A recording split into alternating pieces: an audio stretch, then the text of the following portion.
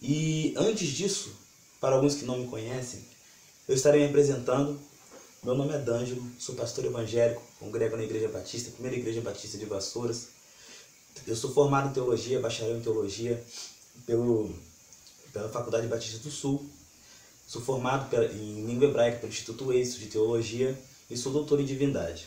Bom, o assunto que eu irei tratar aqui é um assunto de cunho muito importante. Por quê? As pessoas estão se esquecendo da essência da palavra, porque usam a graça como motivo para pecar. Porque pela graça sois salvos. Isso não é por dom de vós, não é obra da vossa carne. Isso é fé, como está em Efésios 2, versículo 8. Bom, todavia, a graça nunca foi nem será motivo para eu ou você pecarmos. Pelo contrário, a graça não é o fim da lei.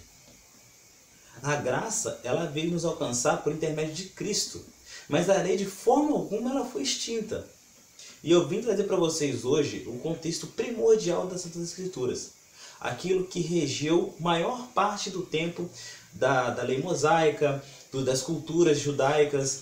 Então eu queria trazer para vocês esse cunho teológico. A importância da gente guardar a lei. Tá? E isso não em livros, não em apostilas, não em diários, mas sim no nosso coração. Bom, eu estarei lendo com vocês Romanos capítulo 7, a partir do verso 7. Bom, vamos lá. Que diremos, pois? É a lei pecado? De modo nenhum. Mas eu não teria conhecido o pecado senão por intermédio da lei. Pois não teria eu conhecido a cobiça se a lei não dissera, não cobiçarás. Mas o pecado, tomando ocasião pelo mandamento, despertou em mim toda sorte de concupiscência, porque sem lei está morto o pecado. Outrora, sem a lei, eu vivia, mas sobrevindo o preceito, reviveu o pecado, e eu morri. E o mandamento que me fora para a vida, verifiquei que este mesmo se me tornou para a morte. Porque o pecado, prevalecendo-se do mandamento, pelo mesmo mandamento me enganou e me matou. Por conseguinte, a lei é santa, e o mandamento santo, justo e bom. Acaso o bom se me tornou em morte? De modo algum. Pelo contrário, o pecado, para revelar-se como pecado, por meio de uma coisa boa, causou-me a morte, a fim de que pelo mandamento se me mostrasse sobremaneira maligno. Porque bem sabemos que a lei é espiritual. Eu, todavia, sou carnal, vendido à escravidão do pecado. Porque nem mesmo compreendendo o meu próprio modo de agir, pois não faço o que prefiro, e sim o que detesto. Ora, se faço o que não quero, consinto com a lei, que é boa. Neste caso, quem faz isto já não sou eu, mas o pecado que habita em mim. Porque eu sei que em mim, isto é, na minha carne, não habita bem nenhum, pois o querer o bem está em mim, não, porém, efetuá-lo. Olha só, eu vou ler até aqui. O que essa passagem nos traz é o seguinte: nós não precisamos verificar historicamente, ir através de fontes tradutórias ou traduções mais afinco, como o grego, por exemplo. É sempre bom você fazer isso. Mas a Escritura já nos revela o que está dizendo sobre ela. O que essa passagem nos diz é que a lei, ela de maneira nenhuma é algo ruim. Ela de maneira nenhuma vai ser somente algo condenável. Porque a palavra diz que a lei veio para nos condenar. Porque com o conhecimento do pecado, nós entendemos que somos pecadores. Sem conhecimento da lei, nós não conhecemos tal feito. Então o que acontece?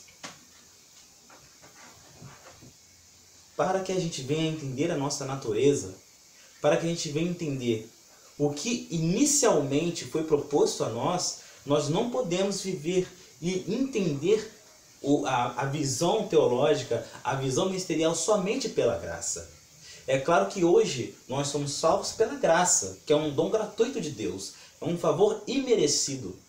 Mas a lei, ela não pode ser abolida. Nós não podemos viver um evangelho à base de desculpas e justificativas pelo que a gente peca. A primeira coisa que a gente faz quando peca, ou até mesmo antes de pecar, é dizer: se eu fizer, Deus me perdoa. E isso é um pecado premeditado. A gente entende que a graça de Deus vai nos alcançar estando nós errados ou não. Mas isso não é bem assim. A palavra de Deus, ela não trabalha de uma maneira apenas. Ok? Tudo que você lê nas Escrituras, no Antigo Testamento ou no Novo Testamento, ela vai ter um viés legal. Jesus, ele não agiu fora da lei. Pelo contrário, ele fala: eu não vim para revogar a lei, eu vim cumpri-la. Então tudo que Jesus fez, até mesmo o seu batismo, como está em Mateus capítulo 3, onde João Batista batiza Cristo no Rio Jordão, ele fala o seguinte: convém que eu faça isso para que se cumpra toda a lei. O que Cristo quis dizer? Ele veio também para que cumprisse a lei. Ele veio e viveu sobre a lei, assim como os demais discípulos. Aí eu pergunto a vocês, quando isso foi abolido? Bom, muitos teólogos falam, grandes nomes de hoje, falam que a lei foi abolida na cruz. Quando Jesus morreu por nós, ele findou a lei e ele abriu um novo tempo, ele iniciou um novo tempo, chamado a Era da Graça. Bom, isso no todo não é uma mentira. Nós estamos sim vivendo a Era da Graça. Mas vemos no decorrer das epístolas, tanto paulinas, como joaninas, como no próprio Apocalipse, que a lei ela não foi extinta. Tudo que foi escrito, tudo que foi vivido, foi feito basicamente e primordialmente com uma estrutura legal. Bom, eu não falo somente dos 10 mandamentos. A lei de Deus, ela não